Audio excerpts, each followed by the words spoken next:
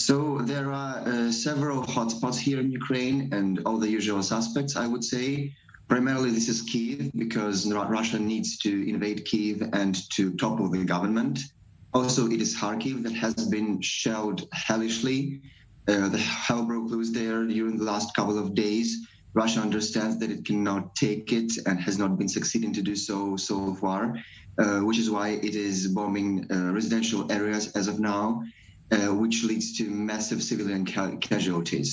And also there is the southern front, where Russia is trying to break its way through Ukraine to the Dnieper River, which would let it have access to the water resources from the river to channel it back to the Crimea that has been suffering from severe droughts during the last years.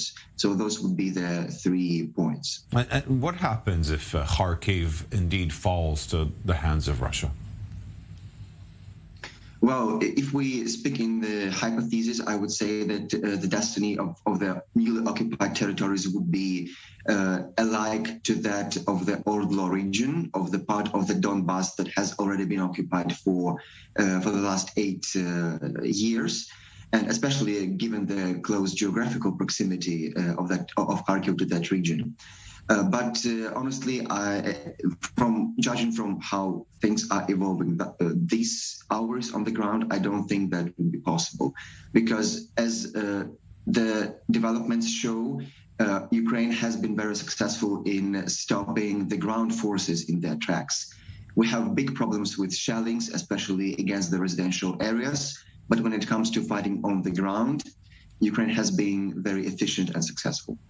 You know, we are coming here from a war-torn area, and often the images that circulate around the world don't portray exactly the situation on the ground. It often looks worse on TV. Is it as bad as we see? Because the images that we get daily from Ukraine, and it's been 7 days now, look horrifying. It seems like Ukraine is being completely destroyed by Russian forces. Well, again, it's about those several hotspots I was telling you about, because for the time being, it literally is not about the occupation of some territories. It's about the movement of Russian forces through some territories, because all of them are going to Kyiv. So, yes, there are those images that the world is seeing, those horrific images from Kharkiv especially, and Kyiv. I would say those are the 2 major hotspots where residential areas are being bombed. Yes, I would say that those images are the truest, except that luckily this is not how it is going on around the country in all the places. It's about the several hotspots: Kyiv, Kharkiv, northeastern part of the country, Sumy, Chernihiv. There are several cities and smaller towns on the brink of the humanitarian catastrophe.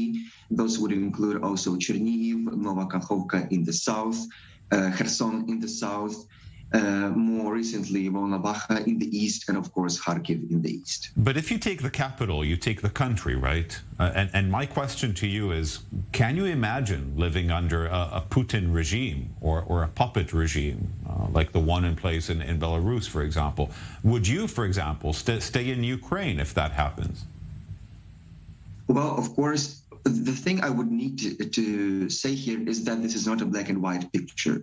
First of all, yes, of course, if Russia takes Kyiv, that would be a major blow. However, it doesn't mean that, well, psychologically, I mean, but however, that does not mean that the president of the government cannot leave Kyiv and manage the war from a different place. So that does not necessarily mean a new government, especially that Russia does not have an immediate candidacy for the new leader of the government. There have been no names, tossed around in that respect so far. So, and also, Kyiv has already been fighting for 7 days and doing so successfully. The Russian forces that are on the ground cannot get closer than around 30 kilometers to the capital, because Ukrainian forces are very successful in holding them back when it comes at the Kyiv area. So again, I would not say that the picture is black and white. And even if Kyiv is taken, that does not mean the fall of the country and the end of the war. Okay.